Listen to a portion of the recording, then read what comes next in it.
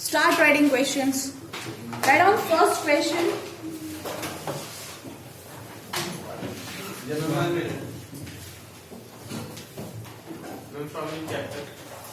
Sorry? The questions are from all chapters. Note down first question. A car falls off a ledge. A car falls off a ledge. Ledge and drops to the ground. car And drops to the ground in 0.9 second. In 0.9 second. ठीक है, time is given 0.9 seconds. Full stop.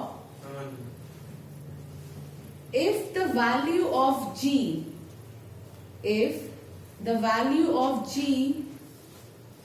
is 10 meter per second square, if the value of G is 10 meter per second square, मैंने यहाँ लिख दिया है. If the value of small g, capital G तो universal constant है, उसकी value कोई बदलेगी ही नहीं. अगर कोई वैल्यू चेंज होगी तो किसकी चेंज होगी? स्मॉल g की. If the value of small g is 10 meter per second square, comma, then determine speed of car. Then determine speed of car on striking the ground. Speed of car on striking the ground. Full stop. On striking the ground. एक car है, वो यहाँ के top से नीचे की तरफ गिरती है और गिरने में, और मतलब यहाँ ग्राउंड है, इसके ऊपर acceleration due to gravity 10 metre पर सेकेंड स्क्वायर लग रहा है. टाइम इसको लगा नीचे आने में 0.9 सेकेंड. ये आपसे पूछ रहा है कि what is the velocity with which speed does it hit the ground. किस स्पीड से ये हिट करेगा ग्राउंड को. कितने लोग कर पाएंगे question? Okay, which equation would you use? First equation of motion. लेकिन किसमें याद है, मैंने ग्रेविटेशन में भी आपको इक्वेशंस ऑफ मोशन लिखाई थी. Equation of motion for gravitation. तो यहाँ पे पहली इक्वेशन जो थी ग्रेविटेशन में वो क्या थी? V equals to U plus GT. जहां पर भी एक्सेलरेशन आता था वहां पे आप एक्सेलरेशन ड्यू टू ग्रेविटी से चेंज कर देते थे. जहां पे भी डिस्टेंस आता था वहां पे आप हाइट से चेंज कर देते थे. तो यहाँ पे देखो आपको G गिवन है, टाइम गिवन है. ऑब्जेक्ट जो है वो इनिशियली किसी एक एज पे था तो उसकी वेलोसिटी क्या होगी? जीरो. तो आपको U गिवन है, तो आपको निकालना क्या है? V. क्या कैलकुलेट कर लोगे इसको? सेकंड क्या था? यहाँ दिया हुआ बेटा 0.9 सेकेंड. अरे सेकेंड इक्वेशन ऑफ मोशन. एक ही जगह पर G कर दो. सेकेंड इक्वेशन ऑफ मोशन वैसे क्या था? अगर आपको इक्वेशन ऑफ मोशन बता दो. नहीं रुको, मैंने कल इसको बता दिया. यस उड़ो Neeraj. What is the second equation of motion? जो ना after you. U plus S is equal to U plus half that is equal. S equals to UT plus half. UT plus half. कल भी आपको learn कराया था, आज फिर नहीं आ रहा है. इसका मतलब घर जाके कोई रिवीजन हो नहीं रहा है. फिर से बोलो क्या लिखा हुआ है? S is equal to UT plus half that is equal. अब ये बताओ, जब हम लोग ग्रेविटेशन के लिए ये इक्वेशन ऑफ मोशन लिखेंगे, I have told you have to change only 2 symbols. जहां पर भी s दिखे वहां पे क्या लिखोगे? हाइट. और जहां पे भी एक्सेलरेशन हो वहां पे क्या आ जाएगा? g. तो यहाँ पे क्या हो जाएगा? Ma'am S is equal to U plus T half T square. और अगर डिस्टेंस नॉर्मल है, वैसे तो हाइट ही आएगा यहाँ पे, समझ गए हो? कर लोगे? अदरवाइज अगर आपको हाइट निकालने के लिए सेकंड अगर आप एस भी लिखोगे तो याद रखना ये वर्टिकल डिस्टेंस होगा. कैसा डिस्टेंस होगा? Vertical distance. क्योंकि आपका ग्रेविटी कब वर्क करती है? जब ऑब्जेक्ट नीचे या ऊपर की तरफ जाए, ठीक है, तभी ग्रेविटी वर्क करती है. समझ में आया? Now sit down. और थर्ड इक्वेशन ऑफ मोशन क्या थी? V +2GS.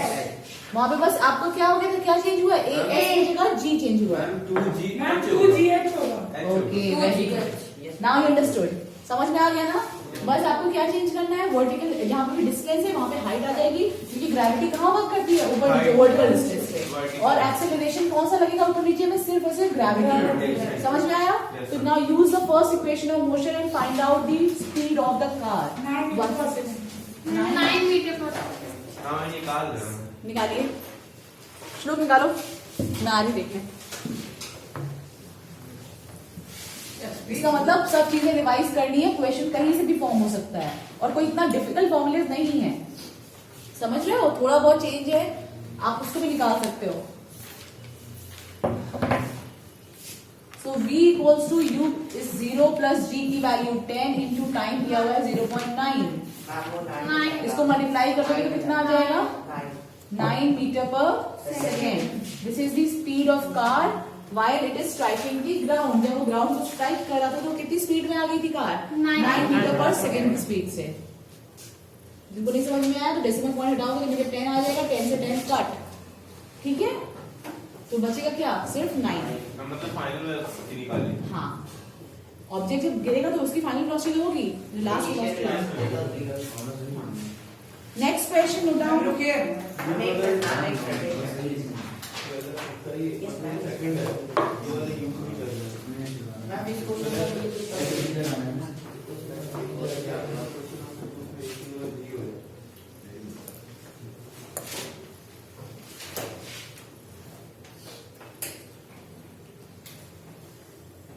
अच्छा चलो ये क्वेश्चन करके दिखाओ।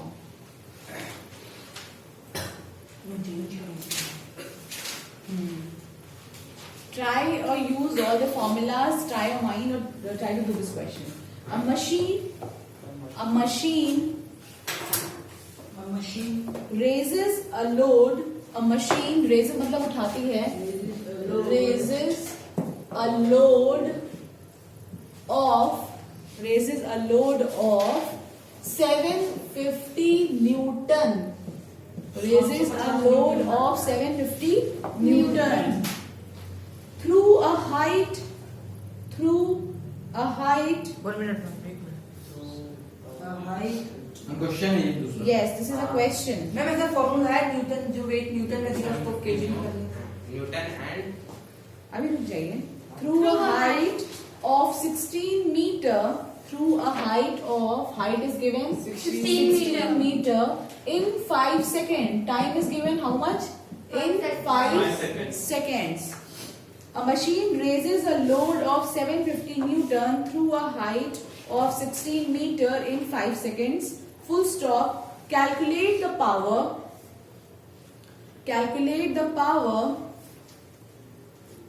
at which the machine works. Calculate the power at which machine works.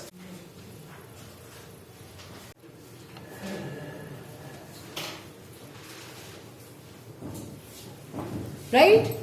तो क्वेश्चन में आपको वेट गिवन था, वेट से आपने मास निकाल लिया, मास कम्स इनटू केजीज, और जैसे ही आपने मास निकाल लिया आपको पता है power is equals to work upon time, और वर्क डन को आप लोग work done is equivalent to energy. तो एनर्जी में अब आपको लेकिन आपने कहा था कि मैम जो जी है उसकी वैल्यू हम उसमें ले लेंगे सब उसको 9.8। लेकिन अभी देखो ये क्वेश्चन 2 मार्क्स में आया है। दिस क्या दिया क्वेश्चन है? और आपने कहा है कि दी जाए तो 10 लेना वाला 9.8। मतलब ये नो इश्यूज, आप 9.8 से ले लो तो भी आंसर आ जाएगा। आएगा तो थोड़ा मैं चेंज होगा, डेसिमल में कुछ चेंज आएगा, वैल्यू नहीं इतना भी कुछ चेंज नहीं होगा। 9.8 से लेके कर लेते हैं, ठीक है? अब थोड़ा सा देखो तो मैं पेपर में नहीं हाँ नो इश्यूज। अगर 2 मार्क्स का क्वेश्चन है, 1 मार्क्स का क्वेश्चन, आप जी की वैल्यू 10 लेके कर दोगे, नो इश्यूज। लेकिन देखो आप देख रहे हो ना यहाँ पे 0 बन रहा है, तो अगर मैं 9.8 लूंगी तो ये डेसिमल्स में काफी लंबा चौड़ा चला जाएगा। तो हम लोग अगर 10 ले लेंगे तो हमारा कैलकुलेशन इजीली आ जाएगा, समझ रहे हो? थोड़ा दिमाग भी लगाना होगा अपना वहाँ पे कि कैसे नंबर्स दिए हुए हैं, ठीक है? अदरवाइज अगर 3 मार्क्स में जी की वैल्यू अगर डिफाइन होगी, जी की वैल्यू 9.8 होगी तो 9.8 ही लेनी है, और जी की वैल्यू अगर 10 डिफाइन 10 ही लेनी है। और अगर 10 लिया, हाँ क्वेश्चन नहीं लिया है तो आप ले सकते हो, आपकी चॉइस है। अगर आप देख रहे हो कैलकुलेशन लंबी जा रही है तो आप 10 लेके भी सॉल्व कर सकते हो, और अगर 9.8 से इजीली हो जा रही है तो आप 9.8 से ले सकते हो, ठीक है? और ये 2 मार्क्स का क्वेश्चन आया था, तो 2 मार्क्स में अगर मैं 9.8 लेती तो मेरे डेसिमल्स में बहुत सारी वैल्यूज चली जाती है, इसलिए मैंने 10 ले लिया। और मुझे पता है यहाँ पे देखो 7/0 है, तो 0 कट हो जाएगा, इजीली मेरा आंसर आ जाएगा। आप देखो वैसे भी वैल्यूज उसी हिसाब से दी जाती है, सब कट जाए, ठीक है, अगर मैं यहाँ पे 9.8 ले लेती तो यहाँ पे 5 से कट करने में मुश्किल होता हमको। समझ में आया? Note down next question. So power कितना है इस क्वेश्चन में? 2400 what.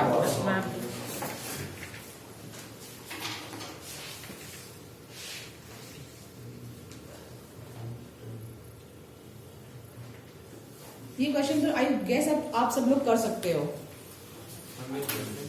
Note down. A body starts from rest. Note down. A body starts from rest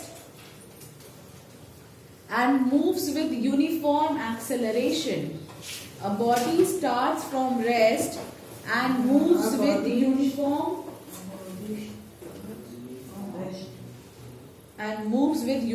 acceleration. Full stop. With uniform acceleration, full stop. Draw a velocity time graph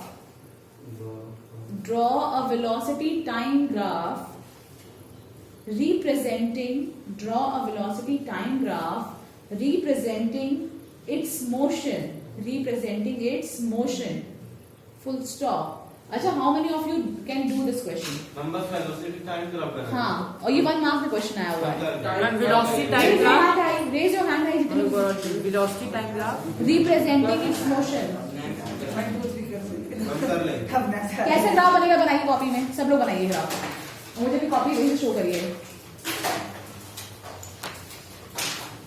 So all of you know that velocity time graph कैसे बनता है? मेरे को बोलो तो for the students on team. Keep quiet. 9th B.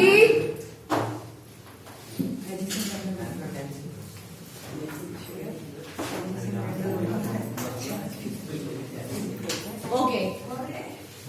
एक आवाज नहीं। आपको बोला गया है कि एक्सेलरेशन कैसा है? Uniform. Velocity always on y axis, time always on x axis. और जब यूनिफॉर्म मोशन होगा तो आपकी लाइन कैसी होगी? Straight line. ठीक है, this is the motion of the object. अगर यूनिफॉर्म एक्सेलरेशन है, ऑब्जेक्ट यूनिफॉर्म एक्सेलरेशन में मूव कर रहा है तो आपको एक स्ट्रेट लाइन ग्राफ मिलता है। ये स्ट्रेट लाइन है, ठीक है। यहाँ पे थोड़ा आपको वैसे भी दिख रही हो, बट आप स्केल से कैसे बनाओगे? स्ट्रेट। ठीक है, now note down next question. Non uniform होगा तो कर्व मोशन बन सकता है। वो मोशन नीचे भी जा सकता है, वो मोशन ऊपर भी जा सकता है। वो मतलब कर्व मोशन होता है, स्ट्रेट लाइन। ऐसे भी बना सकते हैं, ऐसे। मैं वो ऐसे ऊपर जाके वो जैसे भी ऑब्जेक्ट आपका मूव कर रहा है, बस ये है कि एक्सेलरेशन उसका यूनिफॉर्म नहीं होना चाहिए। तो वो ऑब्जेक्ट यू भी मूव कर सकता है, वो या फिर एकदम जाके कांस्टेंट मूव कर सकता है, फिर नीचे आ सकता है। ठीक है, तो these all these are non uniform. Acceleration uniform नहीं है। Note down next question. What amount of energy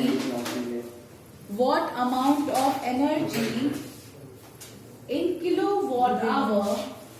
What amount of energy in kilowatt hour is consumed What amount of energy in kilowatt hour? kWh, kilowatt hour कैसे लिखते हैं? Small kWh, kilowatt hour is consumed in 10 hour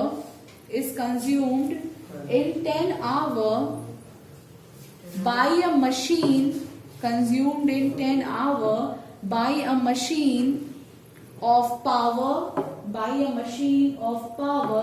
500 watt, कितने लोग try करेंगे? Ma'am हो जाएगा ma'am. करिए, do it. Next की पॉइंट नाउ सी। अब ध्यान से देखो, इस तरह जिनका नहीं आया है, और बहुत ध्यान से, ठीक है। अभी हम लोगों ने जस्ट अभी एक फॉर्मूला पढ़ा था, question number 4, right? Power equals to work done upon time. आपसे क्वेश्चन में क्या पूछा है? Energy consume. आपको निकालना है energy consume in kilowatt hour. आपको एनर्जी किसमें निकालनी है? Kilowatt hour. आपको पावर कितनी दी है? Given power is 500 watts. आपको टाइम कितना दिया है बेटा? 10 hours. 10 आवर्स। ठीक है, यहाँ पे कोई दिक्कत नहीं है। इसका मतलब अगर आप फॉर्मूले से देखें तो आपको टाइम दिया है, पावर दिया है, और आपको पता है एनर्जी पूछा है, वर्क डन नहीं पूछा है। तो क्या आपको पता है कि वर्क डन की जगह आप क्या लिख सकते हो? Energy. Energy. You can write energy upon time. अब आपको निकालना क्या है? एनर्जी। और ये दोनों चीजें आपको दी हुई है। तो यहाँ से आप इस फॉर्मूले से क्या लिख सकते हो? Energy equals to power into time. कितने लोगों को ये चीज समझ में आई? क्रॉस मल्टीप्लाई किया है बस। ठीक है, अगर आप इसको यहाँ से हटा दो बीच से, तो आप लिख सकते हो क्या? Power equals to energy upon time, और आपको निकाली है एनर्जी, तो ये इधर जाके मल्टीप्लाई हो जाएगा। यही हमने यहाँ पे लिख दिया है, that energy equals to power into time. Now power कितना दिया है आपको? 500 वॉट, और टाइम कितना दिया है? 10 hours. आवर। मल्टीप्लाई करोगे तो कितना आ जाएगा? 5000 वॉट आवर। कितना आ जाएगा? 5000 वॉट आवर। आपको निकालनी किसमें energy? Kilo watt. 1 kilo watt Equal to 1000. Hour is equal to 1000 watt hour. ये चीज समझ में आई? 1 किलो का मतलब ही होता है 1000। ठीक है, तो यहाँ पे आपने वॉट आवर में निकली है, तो अगर 1 वॉट आवर इक्वल टू कितना हो जाएगा? 1/1000 किलो वॉट आवर। 5 इसका मतलब आप इसको डिवाइड किससे कर दोगे? Divided by 1000। तो ये क्या हो जाएगा? तीनों जीरो कट। 5. तो 5 किलोवाट। ये अब 5 कितना आ जाएगा? Kilowatt hour. Kilowatt hour. तो answer will be 5 kilowatt hour. This is your energy consumed in kilowatt hour. समझ में आया? आपका जो वैसे आंसर आएगा वो किसमें आएगा? वॉट आवर में आएगा, क्योंकि आपको वॉट दिया हुआ है और आर दिया हुआ है। अब आपको निकालना है मैम किलो- डायरेक्ट पहले ही कर सकते हैं, पहले भी कर सकते हैं। वो आप कर को सकते पहले हो। ही कर दो डिवाइड 1000 से। हाँ, वो सब ठीक है, लेकिन तरीका यही है, जिसको समझ में आ जाएगा इजी तरीका यही है। जब आप और न्यूमेरिकल्स कर लोगे तो आप बहुत इजीली सब चीजें आपके लिए छोटी हो जाएंगी। ठीक है, समझ में आया? खुद समझ जाओगे किलोवाट में पूछा है डिवाइडेड बाय 1000। ठीक है, नोट डाउन नेक्स्ट क्वेश्चन। या note it down first.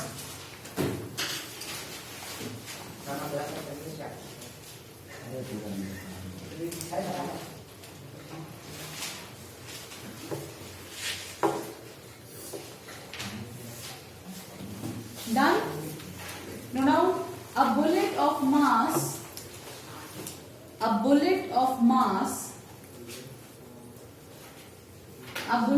mass 30 gram, 30 gram, A bullet of mass 30 gram is fired horizontally.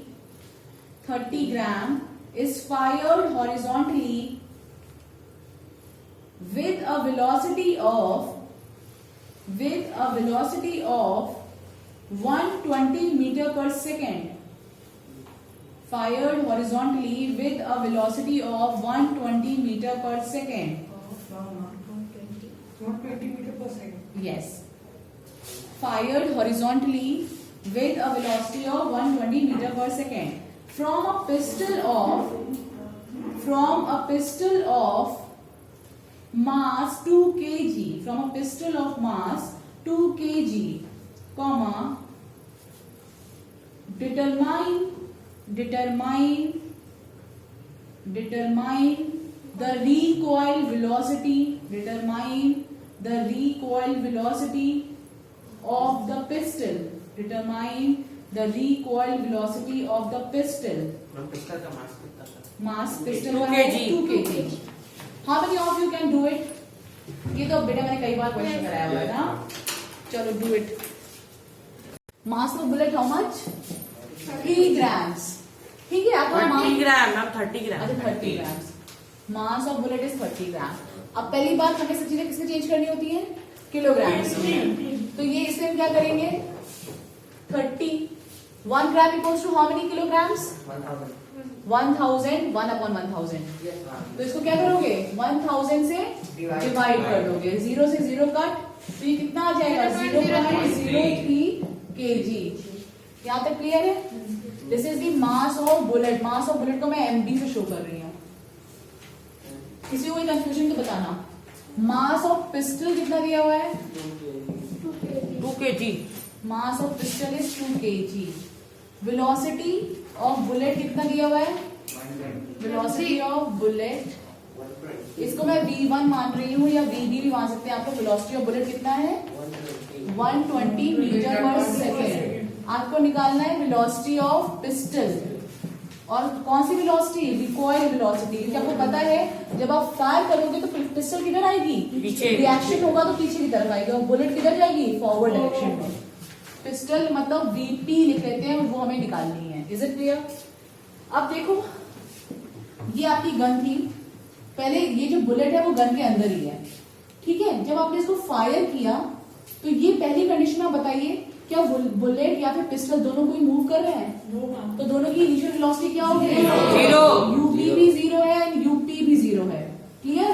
Initial velocity of pistil is 0, initial velocity of bullet is 0। When you fired it, जैसे ही आपने fire किया तो आपकी pistol पीछे की तरफ जाएगी और बुलेट जो होगी वो क्या होगी? आगे की तरफ जाएगी। और आपको वेलोसिटी दी गई है कितनी बुलेट की? किस वेलोसिटी से वो आगे की तरफ गई है? 120 मीटर पर सेकेंड। इसका मास कितना है? 0.03 kg। इसका मास कितना है? 2 kg। और ये जो पिस्टल है पीछे की तरफ जाएगी तो कुछ वेलोसिटी से पीछे जाएगी, वही आपको फाइंड आउट करना है, ठीक है। तो इनिशियली मतलब this is before firing and after firing. Before firing दोनों ही रेस्ट में है। तो ये आपको अब समझ में आया ये कौन सा लॉ लगेगा यहाँ पे? Law of conservation of momentum, ठीक है। तो should I got this? Yes ma'am. अपने आप को समझने के लिए इस डायग्राम बना के सीख लिया करो, तो आपको और क्लियर हो जाएगा कि इनिशियल वेलोसिटी कितनी, फाइनल वेलोसिटी कितनी है। So by using so by using law of conservation, law of, आप ऐसे लिखोगे भी, law of conservation of momentum, what do you know? Before collision का मतलब mass of bullet into initial speed of bullet plus mass of pistol into initial velocity of pistol is equals to mass of bullet into final velocity of bullet plus mass of pistol. Is it clear? Yes. अब ये 0 है and ये 0 है, तो आपका पूरा LHS क्या हो जाएगा? 0 equals to MP into VB plus MP into VP, ठीक है। Yes. अब देखो MB की वैल्यू कितनी दी है? मैं यहाँ ऊपर लिख दूं, इसको रब कर दो ऊपर ताकि आप लोग और क्लियर देखें।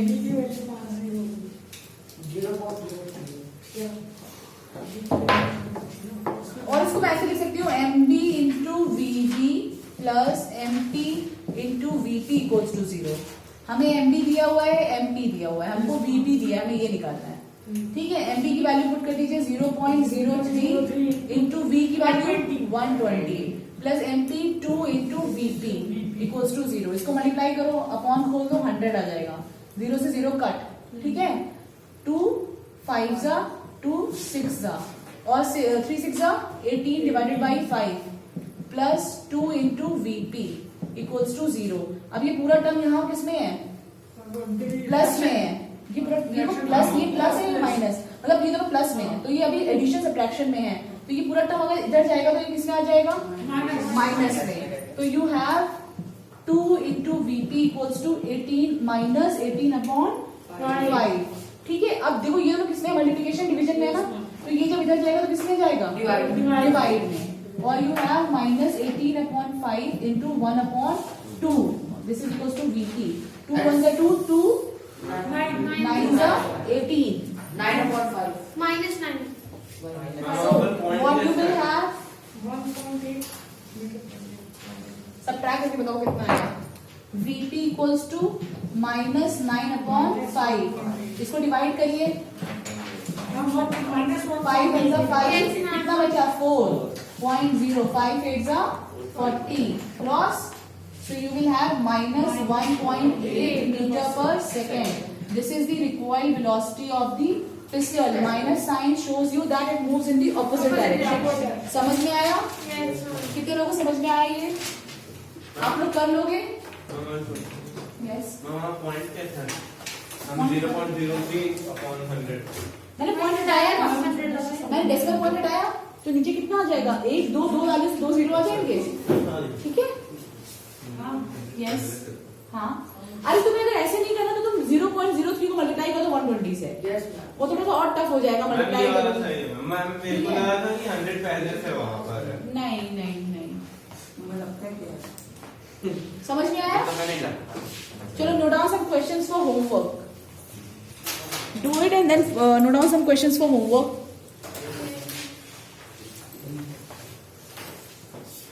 All the questions for homework into the group only. ठीक है? ग्रुप नहीं देखी